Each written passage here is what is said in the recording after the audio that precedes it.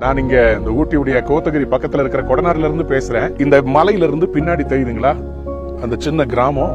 இந்த கிராமம் வந்து ஒரு செக்லூடட் கிராமம். இந்த கிராமத்துக்குள்ள எல்லாரும் உள்ள போக மாட்டாங்க. ஆனா அந்த பள்ளத்தாக்கை எவ்வளவு செழிப்பா வச்சிருக்காங்க பாத்தீங்களா? கடவுள் இன்னைக்கு உங்களை பார்த்து அப்படிதான் சொல்றார். நீ தனியா இருந்தாலும் உன்னை செழிப்பா மாற்றுவேன்.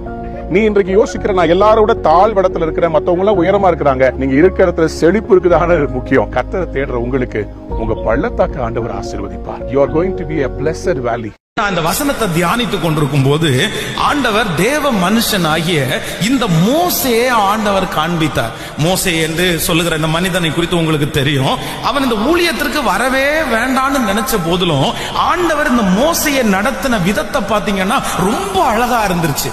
ஆண்டவர் ஆதியிலே ஒரு மனுஷன் மேல ஒரு திட்டத்தை வச்சுட்டாருன்னா அந்த மனுஷனை கைவிட மாட்டார் என்கிறதற்கு மோசே ஒரு மிகப்பெரிய ஆதாரம். ஏன்னா ஒரு நைல் நதியில ஆயிரக்கணக்கான குழந்தைகள் மரித்து போறாங்க. ஆனா அதே வயசுல இருக்கிற அந்த நைல் நதியில எத்தனையோ பேருடைய மரண சடலங்கள் மிதக்கிறது. ஆனா அந்த நைல் நதியில ஒரு குழந்தை மட்டும் உயிரோட மிதக்குது. அப்ப நான் நம்புறேன் கர்த்தருடைய தரிசனத்தை ஒரு பிள்ளை மேல கர்த்தர் வச்சுட்டார் அப்படின்னா நான் நம்புறேன் உலகமே அழிஞ்சாலும் உங்களை கர்த்தர் உயிரோட காப்பாற்றுவாரு. உங்களை கர்த்தர் அழிக்கிறதுக்கு ஒப்பு கொடுக்க மாட்டாரு. உங்களுக்கு ஒரு பாதுகாப்பை கர்த்தர் தருவாரு.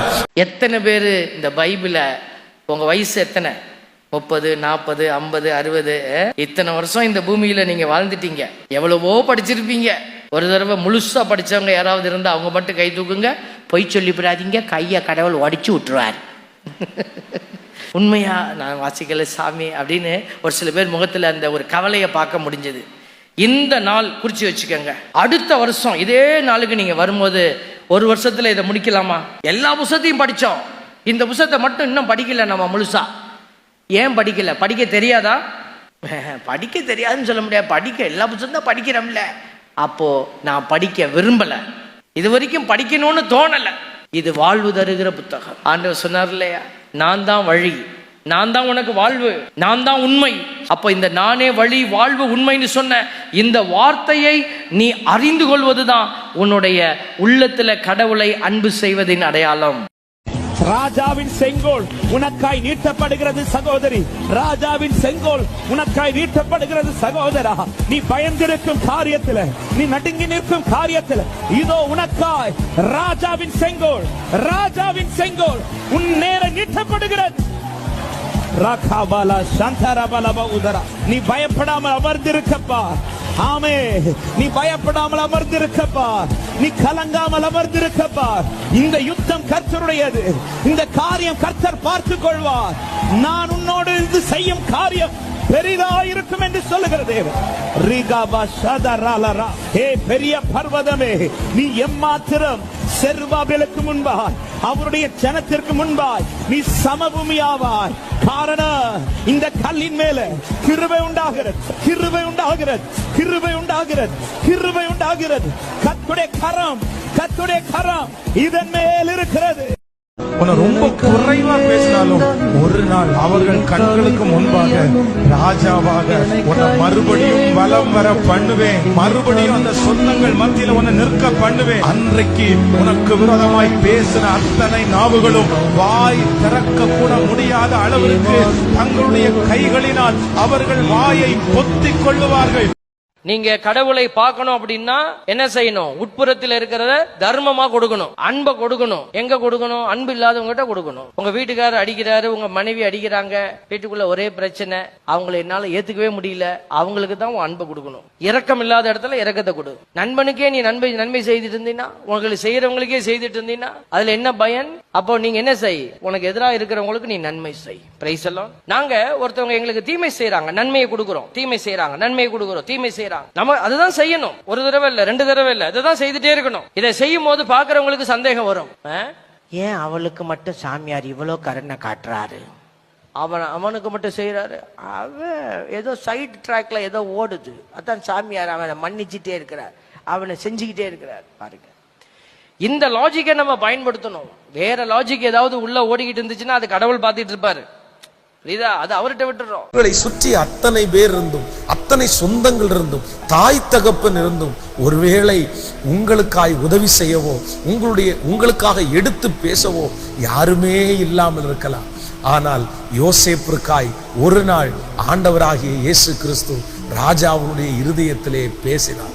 கர்த்தர் அவருடைய தூக்கத்தை கர்த்தர் எடுத்து போட்டார். அவருக்கு கர்த்தர் சொப்பனத்தை கர்த்தர் கொடுத்து யோசேப்பினுடைய தலையை கர்த்தர் உயர்த்தினார். இன்றைக்கு இந்த சத்தத்தை கேட்கிற உங்களுக்கு ஆண்டவர் வாக்கு கொடுக்கிறார். உனக்கு யாரும் இல்லை என்று நினைக்காதே. எனக்காக, என் காரியத்திற்காக யார் போவார், யார் செய்வார், யார் எடுத்து எனக்காக பண்ணுவார், எனக்காக பண்ணுவதற்கு யாருமே இல்லை என்று நினைக்கலாம். கர்த்தர் சொல்லுகிறார், நான் இருக்கிறேன்.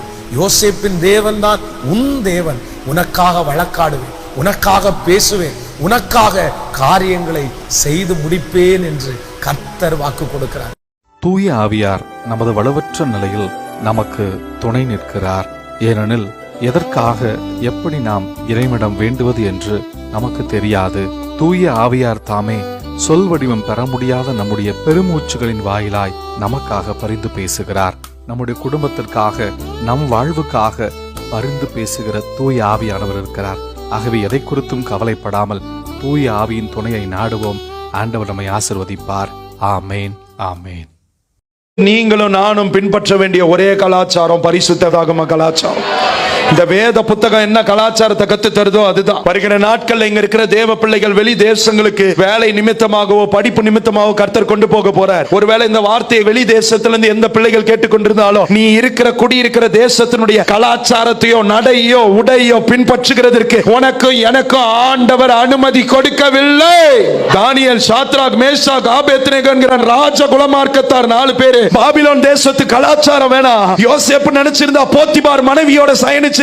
எகிப்திய புத்தி, யார் மனைவி, யார் கணவன், யார் கூட வேணாலும் இருக்கலாம். என் தேவன் பரிசுத்தமுள்ள தேவன் நின்னாரு. அவர்கள் தான் ராஜாக்களை மண்டியிட வைத்தார்கள். தேசத்துல சரித்திரம் பேசத்தக்கதாய் எரிந்து பிரகாசித்தாங்க. ஒரு துணியில உன்னால நிக்க முடியல. நீ கர்த்தருக்காக என்னத்த கிழிப்ப. ஜோசப் ஆல்ரின் அப்படின்னு சொல்லிட்டு ஒரு தெய்வ மனுஷன், அவர் டாக்டருக்கு படிச்சுட்டு டாக்டரா இருந்து வேலையை ரிசைன் பண்ணி கர்த்தருடைய ஊழியத்தை செய்கிற ஒரு தெய்வ மனிதர். அவர் தன்னுடைய சாட்சியில சொல்றார், அவர் எழுதின பாடல்கள் தான் உம்மை நம்பும் நான் பாக்கியவான், அபிஷேக ஒலிவ மரம், தலை சாய்க்கும் கல் நீரையா, ஒரு தாய் போல தேற்றி, என்ன அழகான பாடல்கள் ஒவ்வொன்றும். அவர் சொல்றாரு, நான் நேரம் கிடைக்கும் பொழுதெல்லாம் வசனங்களை மனனம் செய்வேன்.